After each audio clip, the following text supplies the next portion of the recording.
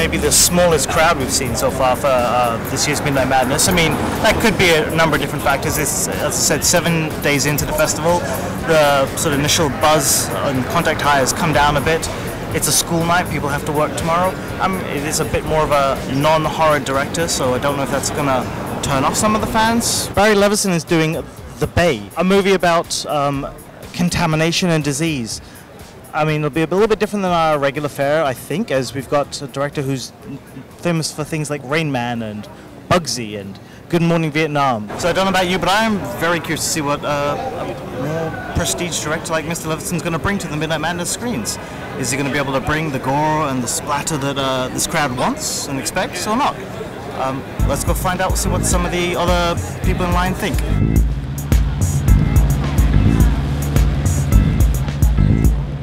Why do you come to Midnight Madness? Well, I'm actually from the States, and I happen to be an extra in the film. Oh. So they filmed it in Georgetown, South Carolina back in 2010, and since this is the world premiere, I thought, why not come and see how good it is. I was surfing online, and I happened to see a casting call for it, and Barry Levinson's name was attached, so I'm like, hey, why not, you know, you never know.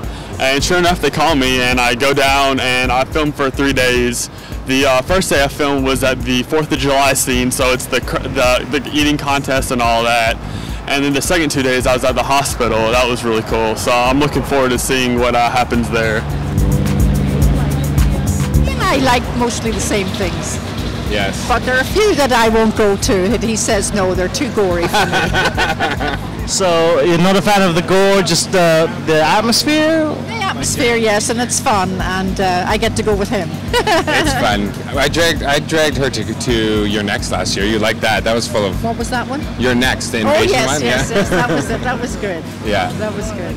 We love the gore. We love the different, and the crowd. It's the crowd that makes Midnight Madness separate from everything else. No one else claps during a L'Oreal ad.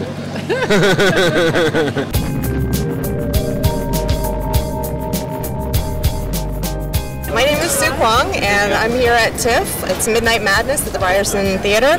I've been coming down here for about 4 years now. Colin Geddes puts it on every year. He's been doing an amazing job. I come with my girlfriend here, and we sit in the line. We live on Church Street for 10 days of the year, and we watch the most hilarious, ferocious, ridiculous, bloody horror movies, and we have the best time ever. Having never been to a regular TIFF screening, I can't tell you what those ones are like, but the midnight ones, usually you've got a blow-up doll or a beach ball, and it's making its rounds through the crowd, and everyone's just bumping it all over the place. You've got the stars here. There's this energy because people are so excited. They don't know what they're in for, but they're hoping for the best, and even if the movie kind of sucks, it's just so much fun to be here because the crowds are great. It's just an experience, and it's so much fun. It's just a complete blast. So it's something we look forward to every year. And then when we got to see Christopher Walken on the weekend for 7 Psychopaths, it totally made my year because I love that man. Not as much as I love Colin Geddes, though.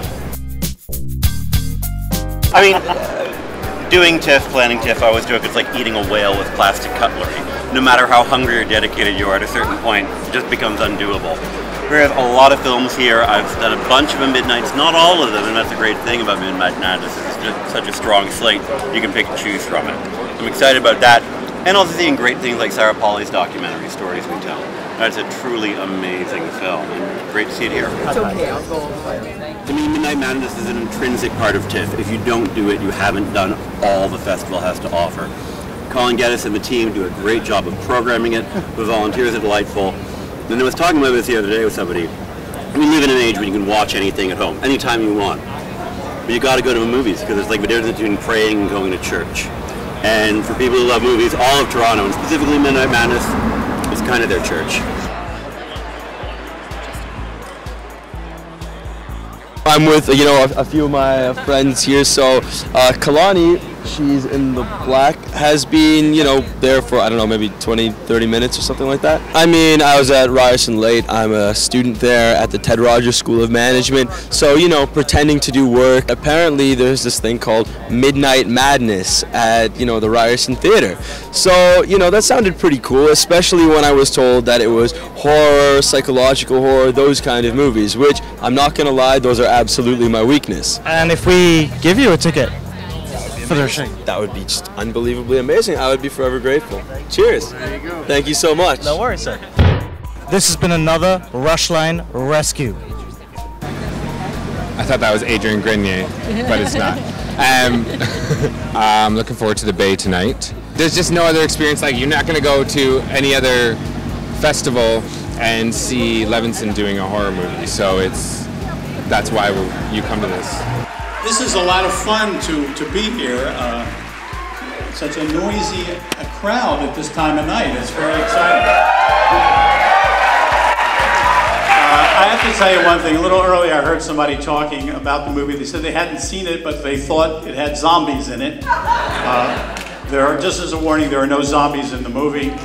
I know that may be disappointing to some, but no zombies in this film. Let me just tell you just a couple things, because you probably haven't read much about the movie yet, but about probably 85% of the movie is actually based on factual information. Most of these things are in fact real, including there will be something that occurs in the film called an isopod, which is in fact a real thing. We didn't invent it for the movie. It does in fact exist. And thank you all for coming, and I hope you enjoy the Bay, and thank you very much.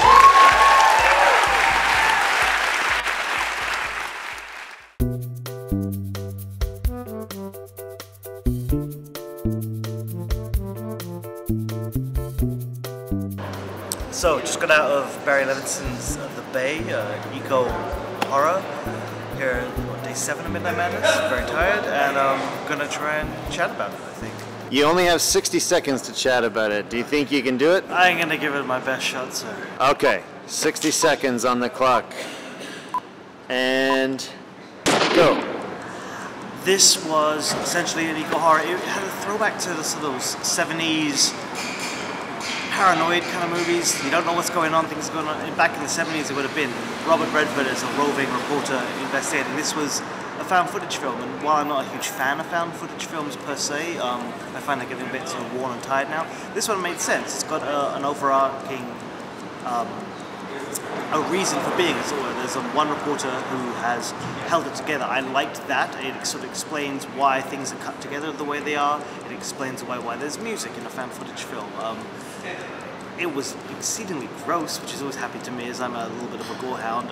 The blood, the guts, the almost zombie-like effects, where the creature, the effect of the disease, eats away at people's tongues and faces. So there's lots of those kind of footage shots jumping out. I dug the film in the end. I think I wasn't sure. Tomorrow is the essentially remake of Who Can Kill a Child. It's called Come Out and Play. Kill children. Very strange director behind this one. Yeah, the bit of a masked man. We don't know who he is. Apparently he has a Daft Punk-esque Mysterion hidden identity, Deadmau5 or something. We'll see if he comes on stage, if he reveals who he is or not. Excellent. All right, well, we'll see you tomorrow. Good night.